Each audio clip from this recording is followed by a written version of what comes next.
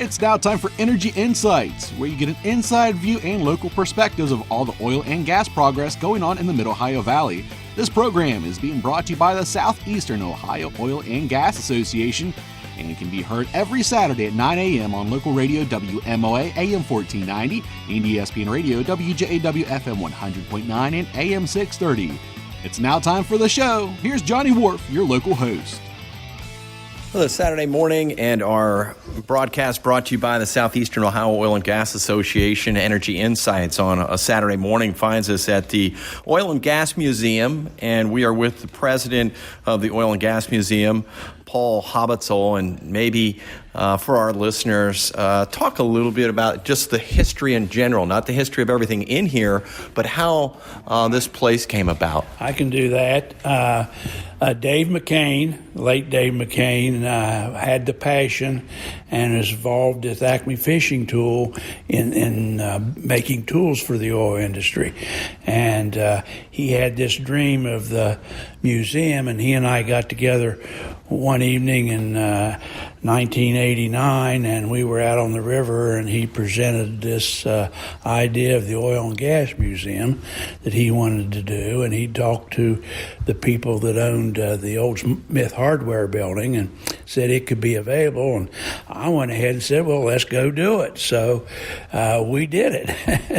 That's great. And so 3rd Street is where we are here, running this way. 119 3rd Street, Parkersburg, West Virginia, down near the flood wall and the courthouse and city building. All right, and then there's so much, you know, where do we begin here, Mr. Hoblitzell? But let's start outside, because when I walked in, I thought of an old song about that rusty exhaust pipe hums me a song, and I would imagine, of course, over the many, many years, a lot of these probably hum some songs, right? Well, they do. Many of them are on what are called sills that are about 18 inches square and 8-10 feet long. This would be the one longer big engines with big flywheels on them that they used to pump with, and we're trying to replace some of that because 150-year-old timbers are about gone, even though they were soaked in oil too. We have a star rig out there, which is an old drilling rig. We have various oil tanks, or I should say maybe barrels, where they used to collect them in, and various kind of wagons. And our wall out there has a mural on it that depicts the industry in West Virginia, from river drilling, the sale of it, which is kind of unique, and we're always interested in it. We need to repair it, but it's been there a while. Right. Paul Hoblitzell is the president of the Oil and Gas Museum, and an official name of Oil, Gas, and Industrial Historical Association Incorporated, a little bit of a mouthful, right. And I would keep it outside for a minute, because even for somebody that isn't of the industry like I am, although I talk about it every week, there is a real beauty to be standing amidst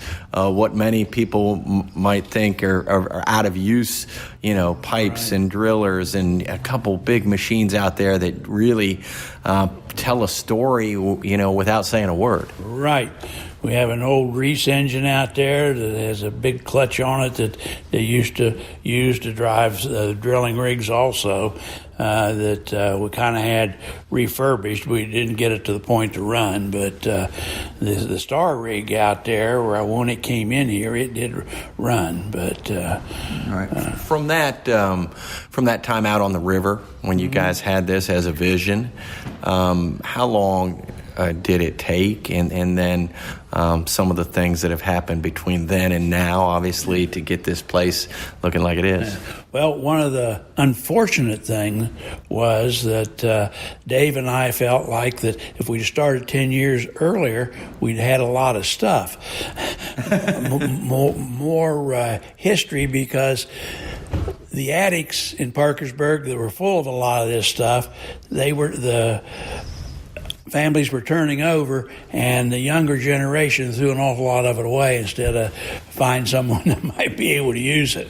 But It probably took us 4 years to have the first floor really open and where we were getting reasonable amount of artifacts in it and displayed properly. All right. Well, that's a very telling comment, the first floor. Then there's the second. Then there's the third. So if you'd have started earlier, who knows what we would be in. And I hope we can walk in the front doors, because we never even made it inside the front door of the Oil and Gas Museum. But that'll do it for this week. Paul Hoblitzell is the president of the Oil and Gas Museum, and we'll be back to have a walk inside the place next week right here on Energy Insights.